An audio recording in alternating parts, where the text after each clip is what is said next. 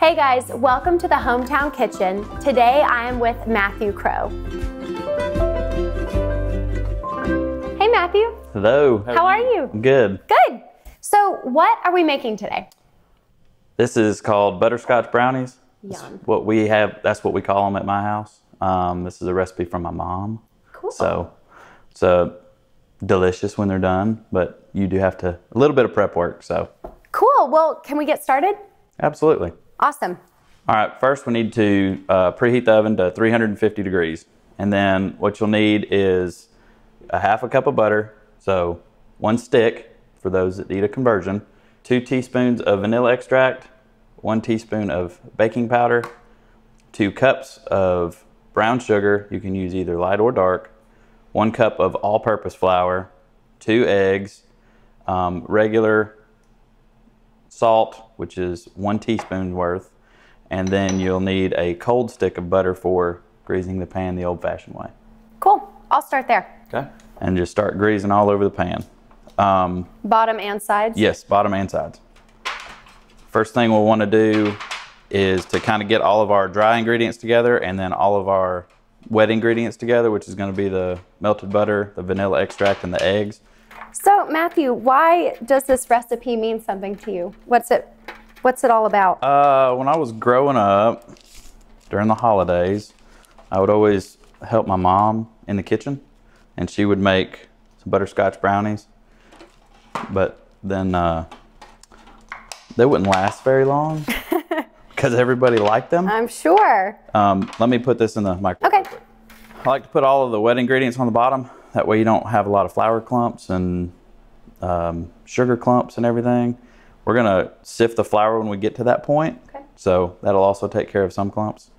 You're gonna wanna do this, and this will actually allow the butter to cool a little bit because there is eggs in the ingredient. You don't wanna scramble your eggs in butter. Go ahead and add all of your wet ingredients to this, and then while it's in there, you can scramble eggs, and then you can add them while you're doing the dry ingredients.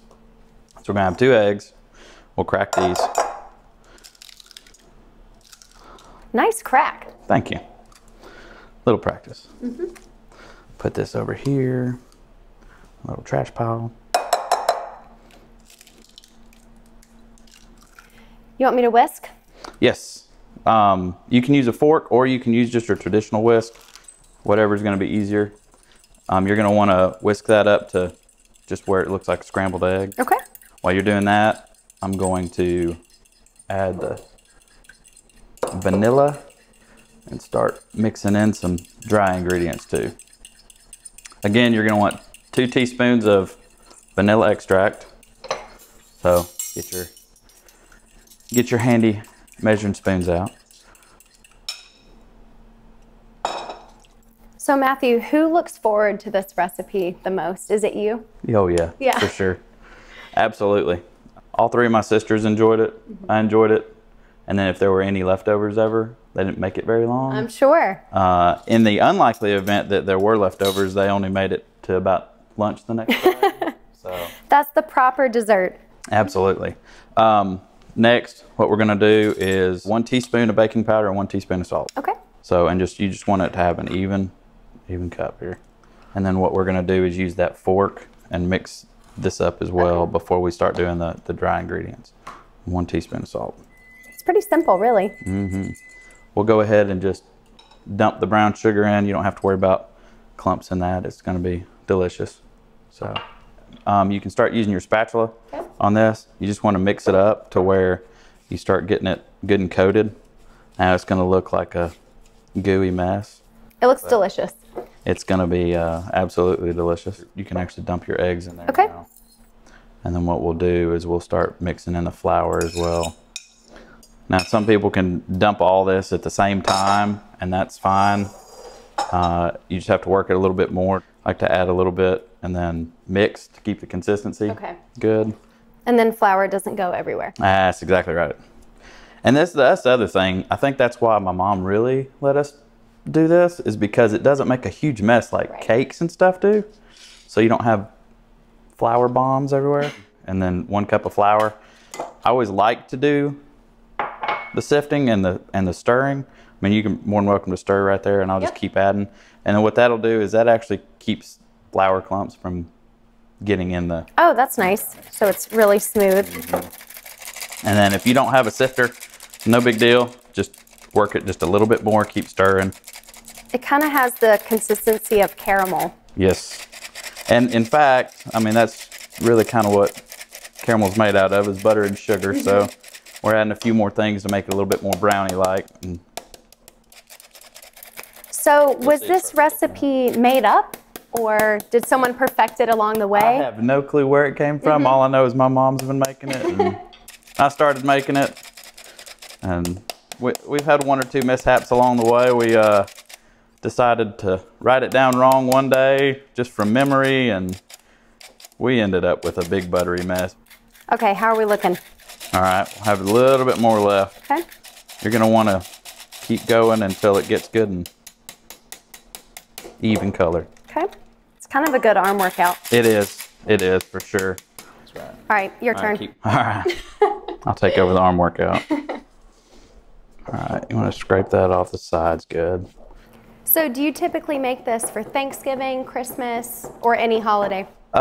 Really any kind of holiday. I think that growing up, it was more a Christmas and Thanksgiving. The thing that was, I guess, the most memorable was always Thanksgiving. But, you know, as we got older, we're like, hey, we want some butterscotch brownies. I can think of a few occasions where you would want these. Maybe like every breakfast. Every breakfast. Every dessert. All right, so all of our ingredients are in there. We have it. You see that it's kind of a, almost like a batter. This is just a 9x13 pan. We're just gonna dump it in that and then just make it pretty even. Okay. And as they bake, they'll harden up. I'm one of the people that will go back over a bowl and make sure that there's, like, everything's out of it before. I was gonna ask if I could have the extra, but okay. I'll let you have this spatula. Thanks. That's the best part of baking. Oh, absolutely. And then how long do they cook? In between 20 and 30 minutes. You want to keep an eye on it, depending on if you have a, you know, an older oven, or if it's not sealed up good. Normally about 20 to 25 is a good time to do that. If you have a convection oven and you have the ability to turn it off, this is one that you want to not have a convection oven on, because it will burn the top and the inside will not be done. So got it. You just want to evenly distribute that across the entire pan into the corners. The hardest part is trying to make it as even as possible, because it is a little bit, it's sticky and it's a little bit thicker of a batter. There's the finished product with our butterscotch brownies. Need to throw in the oven for about 20 to 25 minutes. Found the leftover. Thank you. It's pretty good, isn't it? It's pretty good. The brownies are going to be amazing. Those smell so good. Oh, yeah. Well, Matthew, thank you for joining us in the HomeTown kitchen. Guys, look how delicious those look. And we'll let you know how they taste. And as a final product, this is what they are. You're more than welcome to try one. Thanks. Not bad. Good. We'll see you guys next time.